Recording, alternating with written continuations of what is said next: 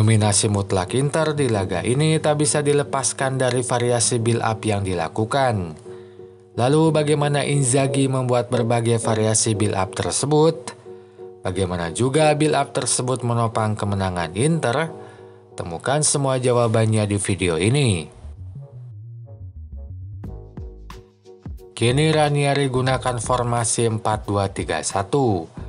Ia mengubah total formasi setelah di laga lawan Torino gunakan 3-4-3. Itu pun sedikit berdampak pada susunan pemain. Kini Gento, Pavoletti, Aguero masuk dalam susunan pemain awal. Yang patut diingat adalah posisi keempat bek karena akan dibahas lebih lanjut nanti. Inzaghi tetap memainkan Inter dalam 3-5-2. Semua pemain yang jadi pilihan saat lawan Monza kembali dimainkan sejak awal. Thuram pun diduetkan lagi dengan Lautaro di lini depan. Yang patut diingat adalah posisi Dumfries, Barella, dan Di Marco yang akan dibahas lebih lanjut nanti. Satu hal yang dominan di laga ini adalah penguasaan bola. Sebelum 2 gol tercipta, Inter unggul 72%, sementara setelah 2 gol tercipta mereka unggul 65%. Fakta ini tidak berarti Cagliari main sangat bertahan. Ranieri tetap lakukan pressing dengan normal. Mereka lakukan pressing saat pemain Inter kuasai bola di pertahanan. Terlihat De Vrij di pressing saat menerima bola. Tapi saat bola diumpankan ke Sommer, pressing hilang dan Sommer leluasa kuasai bola. Nah, baru saat bola diumpankan pada bek lain, Darmian pressing hadir kembali. Ini berarti tekanan tetap diberikan saat build up dilakukan. Hanya satu pemain yang tidak di-pressing yaitu Sommer. Apa yang Cagliari lakukan ini terbilang normal dan mereka tidak terhitung bermain bertahan. Pertanyaannya sekarang, kalau saja pressing tetap normal, lalu apa yang menyebabkan Inter dominan dalam penguasaan bola? Jawabannya karena kevariatifan build up. Di laga ini, Inzaghi memainkan Inter dengan banyak variasi build up. Tidak hanya 2 atau 3 variasi, tapi lebih dari itu. Mungkin di video ini tidak semua bisa dibahas. Yang akan dibahas hanya variasi yang dominan dan rutin diterapkan Inzaghi. Nah, dalam build up-nya ada 4 pemain yang selalu terlibat, yaitu 3 bek tengah dan Calhanoglu. Misalnya pada cuplikan ini, ketiga bek tengah dan Calhanoglu berkombinasi dengan Sommer untuk membawa bola keluar dari pertahanan. Contoh lainnya pada cuplikan ini. Keempat pemain tersebut berkombinasi dengan Dumfries dalam build up di tengah lapangan. Dari contoh-contoh itu bisa disimpulkan pemain kelima dalam build up diisi bergantian.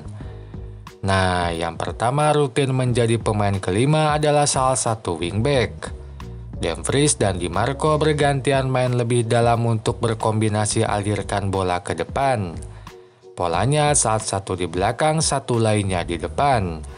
Contohnya pada cuplikan ini, saat Dumfries main lebih dalam, Di Marco maju di depan. Sebaliknya saat Di Marco berada di belakang, Dumfries ada di depan. Pola ini pun tampak di gol kedua.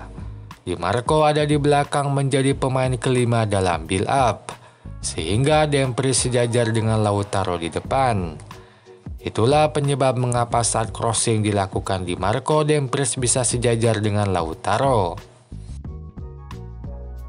Lalu pengisi pemain kelima yang lain adalah Dumfries atau Barella. Dumfries tidak hanya bergantian dengan Di Marco, ia juga bergantian dengan Barella. Teknisnya sama, yaitu satu di belakang saat yang satu lainnya di depan. Hanya saja kini ini terjadi di sisi yang sama. Saat Dumfries main lebih dalam, Barella ada di depan kanan. Hal sebaliknya pun berlaku. Ketika Barella main lebih dalam, Dumfries ada di depan kanan. Pola ini pun terjadi di gol pertama. Saat itu Barella sedang main lebih dalam sehingga Dumfries ada di depan. Maka ketika Thuram menerima muntahan bola dari lawan, Dumfries bisa ada di dekatnya dan lakukan akselerasi ke kotak penalti.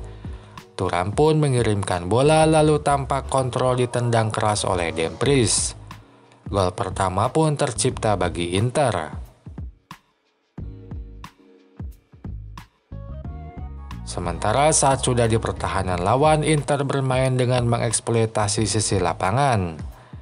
Dua pemain akan berposisi sangat melebar baik di kanan maupun kiri. Meski didominasi oleh Dumfries dan Di Marco, terkadang ada juga variasinya. Misalnya beberapa kali sisi kanan diisi oleh Barella. Bahkan sempat juga diisi oleh Darmian. Sementara di kiri kadang diisi oleh Bastoni. Hadapi hal ini, Ranieri tetap mempertahankan formasi 4 back di belakang. Sayangnya pilihan ini tak mampu membendung eksploitasi sisi lapangan Inter. Pertama, kadang satu gelandang Inter main lebih depan, entah Barella atau Mkhitaryan, sehingga situasi keunggulan jumlah pemain terjadi bagi Inter. 4 bek Cagliari hadapi 5 pemain Inter. Situasi yang rugikan Cagliari. Atau persoalan bisa muncul saat switch play dilakukan. 4 bek tak akan bisa mengcover atau menutup lebar lapangan.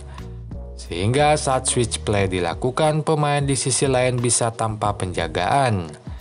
Misalnya saat Bastoni alihkan bola dari kiri ke kanan.